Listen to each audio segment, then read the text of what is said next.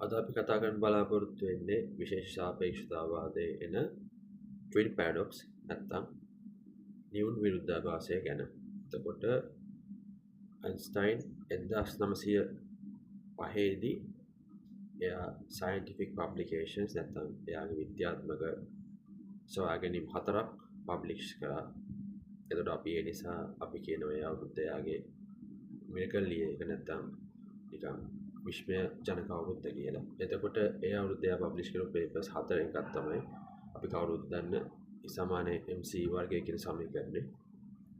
අනිත් එක තමයි එයා සොයාගත්ත එයාට නොබෙල් ප්‍රයිස් එක හම්බුණ ප්‍රකාශ විද්‍යුත් ආචරණය නැත්නම් ෆෝටෝ ඉලෙක්ට්‍රික් ඉෆෙක්ට් කියන එක.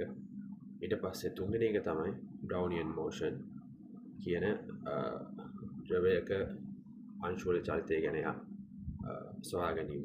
එයා කරපු සොයා ගැනීම. ඊට පස්සේ අපි අද කතා කරන්න බලාපොරොත්තු වෙන දේ සම්බන්ධ හතරවෙනි එක තමයි විශේෂ සාපේක්ෂතාවාදය කියන එයාගේ අලුත්ම තියරි එක. එතකොට අර පළවෙනි පේපර් එක නැත්නම් E = mc වර්ගයත් විශේෂ සාපේක්ෂතාවාදයට සම්බන්ධයි. හැබැයි ඒ සම්බන්ධතාවය තේරුම් ගන්න පුළුවන් අපි විශේෂ සාපේක්ෂතාවාදය යම් කිසි දුරකට ඉගෙන ගත්තට පස්සේ විතරයි.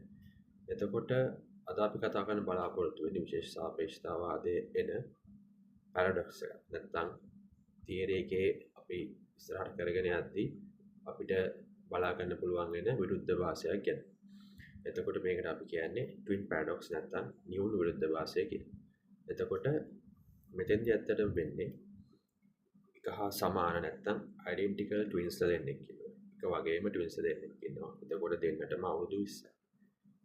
එක ට්වින් කෙනෙක් පෘථිවිය මත ඉඳෙද්දී අනිත් එක්කෙනා රොකට් එකක නැගලා නැත්නම් අභ්‍යවකාශ යානයක නැගලා ගමන් කරනවා අභ්‍යවකාශයට. එතකොට මෙතෙන්දී යා ගමන් කරන රොකට් එක 0.5c නැත්නම් එයාගේ v කියන වේගය ආලෝකයේ වේගය වගේ 0.5 ගුණයක් නැත්නම් භාගයක් විතර වෙන වේගයකින් එයා ගමන් කරනවා. සාමාන්‍යයෙන් විශේෂ සාපේක්ෂතාවාදයේ එන ගැටලු වලදී අපි කතා කරන ප්‍රවේගයන් ආලෝකයේ වේගයට සාපේක්ෂව ඉතා කුඩා නම් අපිට ඒ relativistic effects නැත්නම් විශේෂ සාපේක්ෂතාවාදයේ එන effects බලා ගන්න විදියක් නැහැ. ඒ නිසා අනිවාර්යයෙන්ම මේ ප්‍රවේගයන් ආලෝක වේගයත් එක්ක සංසන්දනය කරන්න පුළුවන් ප්‍රවේගයන් වෙන්න ඕන. එතකොට මෙතෙන්දි වෙන්නේ එයා අභ්‍යවකාශයට ගමන් කරලා ටික කාලයකට පස්සේ ආයෙත් පෘථිවියට එනවා. පෘථිවියට එද්දී එයා දකින දෙයින් එයා පුදුම වෙනවා. එයා දකිනවා තමන්ගේ එකම වයසේ ඉඳපු තමන් වගේම උණු නිවුන් සොයුරා තමන්ට වඩා වයසට ගියා කියලා. එතකොට එහෙම වෙන්න හේතුව අපිට හිතන්න පුළුවන්. මොකද එයා රොකට් එක නැගලා අභ්‍යවකාශයට ගමන් කරා. එතකොට එයාගේ සාපේක්ෂ වේගය වැඩි. එතකොට අපි time dilation formula එක ගත්තොත් එහෙම එයාට තමයි proper time එක තියෙන්නේ. ඒ නිසා අනිත් හැමෝගෙම කාලයන් එයාට වඩා වැඩි වෙනවා.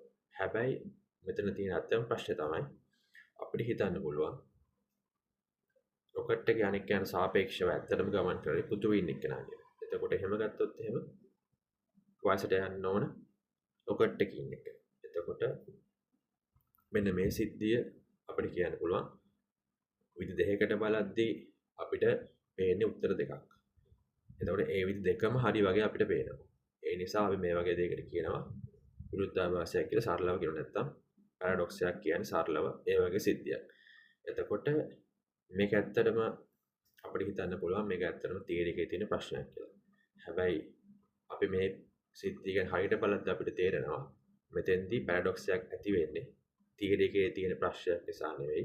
ඇත්තටම අපි මේ ප්‍රශ්නය ගැන බලන විදිය නැත්නම් අපි හිතන විදිය ප්‍රශ්නයක් නිසා කියලා. එතකොට ඇත්තටම මේක ගත්තොත් ඇත්ත පැරඩොක්ස් එකක් නෙවෙයි. මොකද තියරි එකෙන් කිසිම පැරඩොක්ස් එකකට පාර කපන්නේ නැහැ.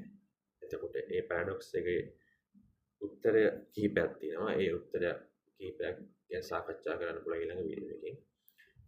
එහෙම ඔයාලා ඒක ඉන්ට්‍රෙස්ටඩ් නම් අනිවාර්යයෙන් පළවෙනි කමෙන්ට් එකක් දාන්න.